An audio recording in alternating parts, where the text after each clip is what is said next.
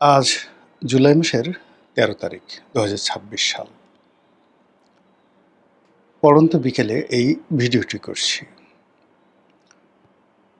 ১১ তারিখ এবং ১২ তারিখ এই দুদিন সারা বাংলাদেশে মুষলধারে বৃষ্টি।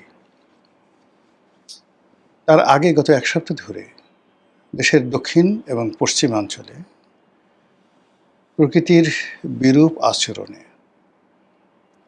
যেভাবে অঝোরে বৃষ্টি ঝরেছে, অবস্থা দৃষ্টি মনে হয়েছে আল্লাহর গজব নাজিল হয়েছে। কেবলমাত্র চট্টগ্রাম, পার্বত্য চট্টগ্রাম অর্থাৎ পাহাড়ি এলাকাগুলোতে অতি বৃষ্টির কারণে পাহাড় ধসে এ যাবৎকালে যতটা পেপারে এসেছে অ্যাবাউট ৩৫ জনের মতো মানুষ মারা গেছেন। কত মানুষ যে গৃহহীন হয়েছেন, কত মানুষ আহত হয়েছেন, এবং যে সকল এলাকাতে রাস্তার উপরে ছিন্নমূল মানুষ বসবাস করে, অস্থায়ী সেই মাটির ঘর করে বা অন্য পলিথিন বিছিয়ে, সে সকল এলাকায় রীতিমতো হৃদয় বিদারক দৃশ্য তৈরি হয়েছে। বসতবাটি মানে পানিতে এমন অবস্থা হয়ে গেছে, হাঁটু পানি নয়, বুক পানি, কোমর পানি। গবাদি পশু নিয়ে, নিজেদের জীবন নিয়ে, জীবিকা নিয়ে, মানে অভুক্ত মানুষের যে আহাজারি, এসব দেখে মনে হয় যেন প্রকৃতি রুষ্ট হয়ে গেছে। যে দৃশ্য ছোটকালে কোনোদিন দেখিনি, শুনেছি। চারিদিকে অথই পানি, থই থই পানি, মানুষ মারা যাচ্ছে, দাফন কাফন করার কোনো ব্যবস্থা নেই। তখন সেই কাফন পুড়িয়ে কলা গাছের ভেলায় করে নদীতে বা বন্যার পানিতে সেই লাশ ভাসিয়ে দেওয়া হতো।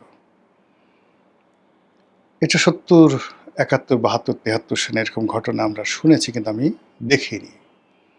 কিন্তু এইবার এই ঘটনা দেখলাম। আপনারা হয়তো অনেকে সামাজিক মাধ্যমে দেখেছেন যে এরকম বেশ কয়েকটি এলাকাতে সম্পূর্ণ এলাকা ডুবে যাওয়ার কারণে সেখানে মৃত ব্যক্তিকে লাশ কলার ভেলায় দিয়ে ভাসিয়ে দেওয়া হয়েছে। এই যখন প্রকৃতির অবস্থা, ঠিক সেই সময়টিতে রাজনীতির অঙ্গনে অভিনয়, মোনাফিকি, বাদরামো, অমানবিক কর্মকাণ্ড চরম অবস্থায় পৌঁছে গেছে। এরকম প্রাকৃতিক যখন দুর্যোগ আসে, যখন মানুষ হেদায়েতের পথে থাকে, তখন তারা বিনম্র আচরণ করে, তওবা করে, আস্তাগফিরুল্লাহ পড়ে, ভয় পায়, আল্লাহর কাছে আত্মসমর্পণ করে এবং যতটা সম্ভব ক্ষমা সুন্দর দৃষ্টিতে প্রতিপক্ষকে দেখে। কিন্তু এই যে প্রকৃতির বিরূপ অবস্থা, যখন মানুষ না খেয়ে মরছে, হতাশা চারিদিকে, তখন ত্রাণ বিতরণের নামে যে অভিনয় চলছে,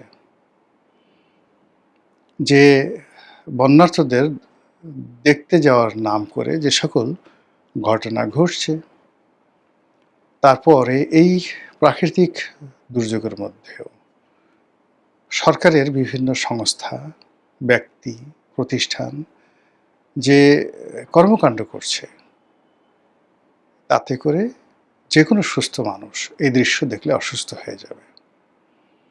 রোম যখন জ্বলছিল বা পুড়ছিল, ঠিক সেই সময় নীরও বাঁশি বাজাচ্ছিল। ঠিক একই সময় এখন বাংলাদেশের সব ক্ষেত্রে স্কুল ডুবে গেছে, ছাত্রছাত্রী কোনো নামগন্ধ নাই, কিন্তু পরীক্ষা পেছানো যাবে না, পরীক্ষা দিতেই হবে। এরকম মানে বিশ্রী বিশ্রী সব ঘটনা। দেশের যখন এই অবস্থা, তখন আপনাকে সেলফি তুলতে হবে। এই সময়টার মধ্যে আপনাকে সেই ফ্যামিলি কার্ড বিতরণ করতে হবে। প্রচণ্ড ঝড় বৃষ্টির মধ্যে পুরো দক্ষিণাঞ্চল যেখানে তছনছ, সেখানে গিয়ে আপনাকে সেই ফ্যামিলি কার্ড বিতরণ করতে হবে। এবং সেই কাজ করতে গিয়ে মানে বরিশালের গৌর নদী বা আগলঝরা এলাকাতে একটা বাজার আছে, মহাসড়কের উপর বাটাজোড় বাজার। সেই বাজারে প্রধানমন্ত্রী গিয়েছেন একটা অনুষ্ঠানে, ছোট্ট একটা গ্রাম্য অনুষ্ঠান। ওই অনুষ্ঠানে, এত ছোট অনুষ্ঠানে প্রধানমন্ত্রী তো দূরের কথা, একটা ইউনিয়ন পরিষদের চেয়ারম্যানও এত ছোট অনুষ্ঠান করেন না। এবং সেই অনুষ্ঠানের একটি ভিডিও ক্লিপ ইন্টারনেটে ছড়িয়ে পড়েছে। সেখানে যে বিশৃঙ্খলা অবস্থা, সেখানে যে সকল অশ্লীল অশ্রাব্য কথাবার্তা হচ্ছে, সেখানে মাইক হাতে প্রধানমন্ত্রীকে যে অসহায় অবস্থায় দেখা যাচ্ছে, এটি কোনো অবস্থাতেই 18 কোটি মানুষের একটি দেশ, সেই দেশের প্রধানমন্ত্রী, সেই প্রধানমন্ত্রীর রাষ্ট্রীয় কর্মের চিত্র হতে পারে না। যখন দেখবেন এরকম অসামঞ্জস্যকর কোনো ঘটনা ঘটে, একটা যে অনুষ্ঠানে লোক হবে 200, সেখানে লোক হয়ে গেছে 2 লাখ, একটা অনুষ্ঠানে লোক হবে 2 লাখ, সেখানে লোক হয়েছে 200, এগুলো ভালো লক্ষণ নয়। নেচার ইটসেলফ এটা ডিসকোঅপারেশন করে, আপনাকে একটা মেসেজ দেয়, you should not go forward. এবং এই বিষয়গুলো আমাদের যারা রাষ্ট্রকর্মে নিযুক্ত, তারা একটু খোঁজ নিলে জানতে পারতেন যে তাদের সবচেয়ে বিশ্বস্ত বন্ধু হলো তাদের বডি, শরীর। শরীর যেখানে সায় না দেয়, যে পরিবেশে শরীর সায় দেয় না, সেখানে যাওয়া উচিত নয়। যেদিন জুলিয়াস সিজার সিনেটে ছুরিকাঘাত হলেন, সেদিন তার শরীরটা ভালো ছিল না। সারা রাত জ্বর, তারপর ম্যাজ করছিল। তো তিনি যেতে চাচ্ছিলেন না, কিন্তু তার যারা লোকজন আছে তারা খুব জোর করে তাকে সেদিন সিনেটে পাঠালো, এবং তিনি সিনেটে গেলেন ওই অসুস্থ শরীর নিয়ে, এবং ওখানে ব্রুটাস তাকে মেরে ফেলল। জিয়াউর রহমান যেদিন নিহত হন, সেদিনও তিনি ছিলেন ক্লান্ত, বিধ্বস্ত। রাত্রি 2টো পর্যন্ত তিনি ক্যান্টনমেন্টে, চিটং ক্যান্টনমেন্টে ছিলেন। তো ক্যান্টনমেন্টে যারা পরস্পর বিরোধী সেনাবাহিনীর কর্তারা ছিলেন, তাদের মধ্যে বিরোধ ছিল, সেগুলো নিষ্পত্তির চেষ্টা করেছেন। তার আগে চট্টগ্রামের রাজনৈতিক যারা নেতৃবৃন্দ ছিলেন, তাদের সঙ্গে বৈঠক করেছেন, সেখানেও কোনো ভালো ফলাফল আসেনি। ক্লান্ত হয়ে, বিধ্বস্ত হয়ে তিনি সার্কিট হাউসে গেছেন। ফজরের আজানের সময়টাতে নর্মালি তিনি উঠে যান নামাজ পড়ার জন্য, কিন্তু সেদিন তিনি উঠতে পারেননি। আজান কানে বাজছিল, কিন্তু অন্য সময় যেভাবে তিনি উঠেন আজানের সঙ্গে সঙ্গে, সেদিন উঠতে পারেননি। সেই ক্লান্তি এবং বিধ্বস্ত অবস্থায় আততায়ীরা সার্কিট হাউসে আক্রমণ চালায়। তো উনি যদি সেই রাতেই বুঝতে পারছেন যে আমার বডিটা সিগন্যাল দিচ্ছে না ঠিক মতো, অথবা তিনি যে চট্টগ্রাম যেদিন যাচ্ছিলেন, অঝোরে বৃষ্টি হচ্ছিল, সিগন্যাল ব্যাড সিগন্যাল, তার চট্টগ্রামে যাওয়াটাই ঠিক হয় না, তিনি জোর করে সেখানে গিয়েছেন প্রকৃতির বিরুদ্ধে।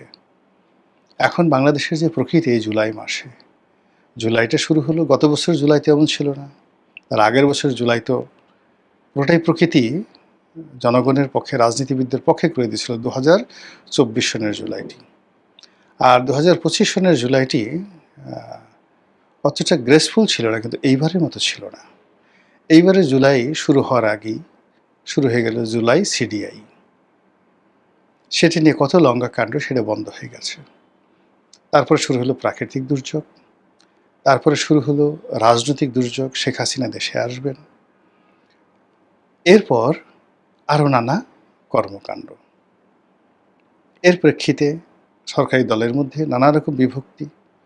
এক নেতা বলছেন যে আওয়ামী লীগ যে সকল ইয়াবা ব্যবসা করত, চোরাচালানি করত, টাউটারি বাটপারি করত, এখন তা বিএনপির এক শ্রেণীর নেতারা সেই কাজগুলো করছে। পার্লামেন্টে বসে এক এমপি আর এক এমপিকে বলছে, আপনার বাড়ির সামনে দিয়ে ইয়াবার চালান আনা নেওয়া হয়। বোঝার চেষ্টা করুন যে ভিতরে জাস্টিস সাত্তারের আমলে যে বিরোধ ছিল, বিসংবাদ ছিল মন্ত্রী এমপিদের মধ্যে, তার চেয়ে কি এখন কম আছে না বেশি আছে? যারা ভিতর আছেন তারা বুঝতে পারবেন। সুপ্রিম কোর্ট থেকে সেক্রেটারিয়েট, সব জায়গাতে এলোমেলো অবস্থা। পুলিশের মধ্যে সর্বকালের নিকৃষ্ট অস্থিরতা চলছে। পুলিশ এখন যা কিছু ঘটছে, পুলিশ ধারণ করতে পারছে না। একের পর এক বিভিন্ন আওয়ামী লীগ ট্যাগ দিয়ে, একের পর এক যাকে বলা হয় স্বাধীনতার পক্ষের শক্তির ট্যাগ দিয়ে, একের পর এক বিএনপি বিরোধী ট্যাগ দিয়ে, যেভাবে পুলিশের সমস্ত দক্ষ অভিজ্ঞ কর্মকর্তাদেরকে ঝেঁটিয়ে বিদায় করা হচ্ছে, পুরো পুলিশ বাহিনী ফাঁকা। খালি জায়গাতে যাদেরকে নিয়োগ দেওয়া হচ্ছে খুব অল্প সময়ের জন্য।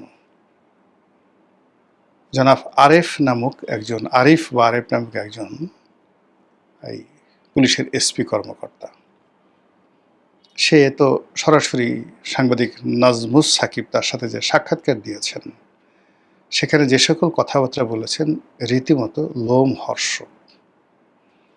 অন্যদিকে গত 17 বছর ধরে পুলিশে যে সকল বড় বড় কর্তারা সাফার হয়েছেন, তারা এই জমানাতে এসে একটা পোস্ট পোর্টফোলিও পেয়ে 6 মাসের বেশিও তারা ভোগ করতে পারেনি, এর মধ্যেই তাদেরকে বিদায় করে দেওয়া হয়েছে। আর নতুন নতুন জায়গায় যারা আসছে, এরা বিএনপি করবে কিভাবে? এরা নয় জামাত করে, নয় আওয়ামী লীগ করে।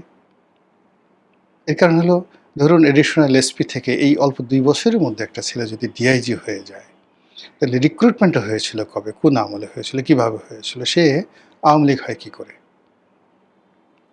সে বিএনপি হয় কি করে? এই অবস্থা পুলিশে। সিমিলারলি একটা রাষ্ট্রকে চালায় সেই সিভিল সার্ভিস। সেই সিভিল সার্ভিসের সেক্রেটারি থেকে শুরু করে উপসচিব পর্যায়ের যারা ডিসি র্যাঙ্কে ছিল, পাইকারি হারে প্রথমে ওএসডি, তারপরে চাকরিচ্যুত, এবং আরও সামনে চাকরিচ্যুত করার প্ল্যান চলছে।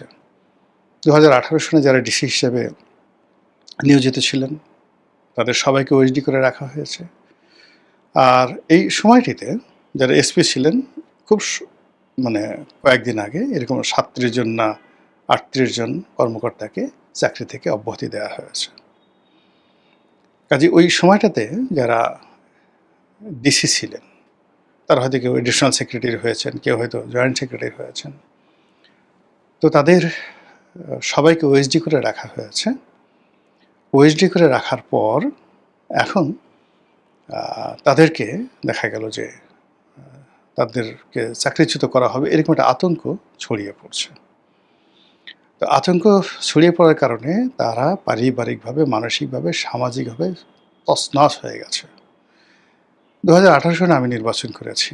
আমি ওই সময়টাতে এসপি, ডিসি তাদের দ্বারা, টিওনোর দ্বারা, ওসি দ্বারা মারাত্মকভাবে অপমানিত, লাঞ্ছিত হয়েছি। শুধু আমি না, বিএনপির 300 এমপি হয়েছেন। কিন্তু এত কিছুর মধ্যে যেটা হয় যে কিছু কিছু কর্মকর্তা যারা নিজেরা তাফালিং করেছেন অগ্রগামী হয়ে, কিছু কিছু কর্মকর্তা চুপ ছিলেন, কিছু কিছু কর্মকর্তা নীরব থাকতে বাধ্য হয়েছেন, আবার কিছু কিছু কর্মকর্তা গোপনে সাহায্য সহযোগিতা করেছেন। এটা সত্য কথা। এখন আপনি শাস্তি দিবেন, শাস্তি দেওয়ার জন্য আপনি দেখেন যে আসলে কোন লোকটি অন্যায় করেছে, ঘুষ করেছে, দুর্নীতি করেছে, আওয়ামী লীগের তাফালিং করেছে, ইত্যাদি ইত্যাদি সব কিছু। যেমন ধরুন 2018 সনে আমার সাথে খুব আচরণ হয়েছে, কিন্তু তখন যে ডিসি ছিল, সেই ডিসি তেমন কিছু করেনি, অনেকটা প্রফেশনাল। এসপি খুব বেশি তাফালিং দেখায়নি, কিন্তু একটা এডিশনাল এসপি ছিল, ও মাই গড, ওকে দেখে মনে হতো জয়নাল হাজারি। সে পারলে আমাদের যে এমপি প্রার্থী ছিলাম, আমাদের পাছার করে বুটের লাথি মারার জন্য সে সারাদিন মিলিটারি যুদ্ধের যে গাম বুট আছে ওইগুলো পরে থাকতো। একজন এডিশনাল এসপি, আমি নাম জানি না, এত বেয়াদব এসপি আমি জীবনে দেখি না। আমি শিওর সেই যে এসপি কিছু করেনি ওই সময়, সেই এসপির চাকরি চলে গেছে, কিন্তু এডিশনাল এসপি এখন কোথায় আছে আই ডোন্ট নো।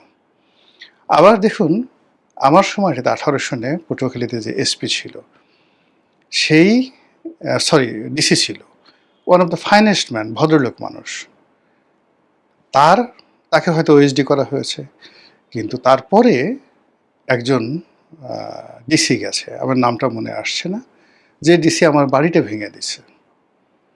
ওখানে আওয়ামী লীগ, বিএনপির যত নেতা ছিল, কামাল সম্ভবত, সেই ডিসির নাম বোধহয় কামাল, এরকম কিছু একটা হবে, নরসিংদী বাড়ি, পাগলা টাইপের। পুরো পটুয়াখালীর ৪টি সংসদীয় এলাকাতে বিএনপির যত এমপি প্রার্থী ছিল, যত নেতাকর্মী ছিল, সবার বাবার নাম ভুলিয়ে দিচ্ছে নির্বাচনের পরপর। এবং ওখানে যে যারা আওয়ামী লীগের পান্ডা ছিল, সেই পান্ডাদের সাথে একসাথে বসে যত রকম অপকর্ম আছে সব একসাথে করত। আচ্ছা, এখন সে কোথায় আছে? তাকে কি ওএসডি করা হয়েছে? সম্ভবত না। হয়তো সে বহাল তবিয়তে এডিশনাল সেক্রেটারি হয়ে গেছে, আমি জানি না, আই ডোন্ট নো। তো এইভাবে আমার বক্তব্যটা হলো যে আপনারা যদি শাস্তি দিতে চান কাউকে, তদন্ত করেন, তারপরে বিচার করেন, বিধি মোতাবেক তাদেরকে শাস্তি দেন। কিন্তু গণহারে, পাইকারি হারে যদি দেওয়া হয়, তাহলেই হবে কি, পর্দার আড়ালে নানা রকম খেলা হবে। আমাদের দেশে যখনই কোনো একটা সরকারের পরিবর্তন হয়েছে, এটার পেছনে প্রথমত কলকাঠি নেড়েছে সামরিক বাহিনী, দ্বিতীয়ত কলকাঠি নেড়েছে সচিবালয়, সেক্রেটারিয়েট। এখন এই বর্তমান সরকার এসে সেনাবাহিনীতে ব্যাপক পরিবর্তন হয়েছে, তারপর পুলিশে ব্যাপক ব্যাপক পরিবর্তন হয়েছে, আর সচিবালয়ে রীতিমতো কান্নার রোল পড়ে গেছে। আর এই শক্তিগুলো যখন একটি রাজনৈতিক সরকারকে ডিসকোঅপারেশন করে, তখন কি হয়? আপনি দেখেন, এর আগে এরশাদের পতন হয়েছে, জেনারেল নুরুদ্দিন তাকে সাহায্য করেনি। বেগম জিয়ার পতন হয়েছে, একবার জনতার মঞ্চ হয়েছিল, সচিবালয় থেকে সমস্ত অফিসাররা বের হয়ে এসেছিল। দ্বিতীয় দফায় বেগম জিয়ার পতন হয়েছিল, সামরিক বাহিনী তার কথা শুনেনি, মঈনুদ্দিন ফখরুদ্দিন। এইবার শেখ হাসিনার পতন হলো বিকজ এইবার সামরিক বাহিনী শেখ হাসিনার কথা মতো গুলি চালাতে রাজি হয়নি, আর গুলি চালানোর মতো অবস্থা তাদের ছিল না। এই কারণে একটা বাহিনীকে শক্তিশালী করার জন্য যে ট্রেনিং দরকার, শেখ হাসিনার সমস্ত ফোকাস ছিল পুলিশকে কেন্দ্র করে। আর্মিকে সে পুরো সময়টাকে অবহেলা করেছে, তাদেরকে সুযোগ দিয়েছে, সুবিধা দিয়েছে, যেন তাদের ভুঁড়ি বাড়ে, যেন তাদের যুদ্ধ করার ক্ষমতা কমে যায়, যেন তাদের লোভ হয়, তারা ব্যবসা বাণিজ্য পায়, বড় বড় পোর্টফোলিও পায়। জাতিসংঘ মিশনে যাও, টাকা উপার্জন করো, প্রেষণে আসো, বিভিন্ন দূতাবাসে কাজকর্ম করো, এই রাস্তা বানাও, গাড়ি বানাও, কন্ট্রাক্টারি করো, কিন্তু বন্দুক তুলে নিও না। আর সেই কাজ করার ফলে কি হলো, এই সুশৃঙ্খল বাহিনীটি এরকম একটা পরিস্থিতি মোকাবেলা করার মতো যে সাহস দরকার, নেতৃত্ব দরকার, এটা শেখ হাসিনার জমানাতে এক জেনারেল ওয়াকারুজ্জামানকে দায়ী করলে হবে না। এটা ছিল না, ট্রেনিংগুলো হয়নি। আপনি গোলাবারুদ নিয়মিত তাদেরকে সরবরাহ করা হতো না, তাদেরকে সারা বছর তাদের কাছে অস্ত্র থাকতো কিনা আমার সন্দেহ। আমরা শুনতাম যে অনেক অস্ত্রের পিনগুলো খুলে কোতে রাখা হতো, অস্ত্র থাকতো কিন্তু ওই যে ফায়ারিং পিন তাদের ছিল না। আমি এগুলো শুনেছি এই সমস্ত কথাবার্তা। তো সেই বাহিনী কী করে এরকম একটা পরিবেশ পরিস্থিতি মোকাবেলা করবে? এবং সেই অবস্থা, আর্মিদের মধ্যে যে ট্রমা, সেটা এখনও আছে। এখন আর্মিকে গালাগালি করা হচ্ছে, এখন তাদেরকে তুচ্ছ তাচ্ছিল্য করা হচ্ছে, কিন্তু তারা যে পুরো জিনিসটি অতীতের মতো করে হ্যান্ডেল করবে, এটা এই 17 বছর কন্টিনিউয়াসলি তাদেরকে অবদমিত করার পর আবার এখন এই জমানাতে যখন আরেক দফা চাকরিচ্যুতি সমস্ত সিনিয়র জেনারেল আপ টু কর্নেলের উপরে পর্যন্ত যত পদ পদবি আছে সবগুলোকে ট্যাগ দিয়ে আপনি তাড়িয়ে দিলেন। আমান আজমির মতো লোকদেরকে আপনি প্রমোশন দিলেন, ভূতাপেক্ষা প্রমোশন দিলেন, অনেক লোককে আপনি খুব বেশি প্রমোশন দিয়ে সামনে এগিয়ে নিয়ে আসলেন। ফলে ওখানে যে ভ্যাকুয়ামগুলো তৈরি হয়েছে, এই ভ্যাকুয়ামগুলো যত বেশি হবে, ততই পর্দার আড়ালে খেলাধুলা বেশি হবে, নানা রকম দুর্ঘটনা ঘটবে, নানা রকম অর্শনের সংকেত দেখা দেবে, অবিশ্বাস দেখা দেবে, এবং রাষ্ট্র পরিচালনা এবং রাজনীতির যে স্বাভাবিক সৌন্দর্য আছে, স্বাভাবিক রিদম আছে, এগুলো থাকবে না। মহান আল্লাহ আমাদের সবাইকে হেদায়েত দান করুন এবং হেফাজত করুন। আসসালামু আলাইকুম রহমতুল্লাহি ওয়া বারাকাতুহু।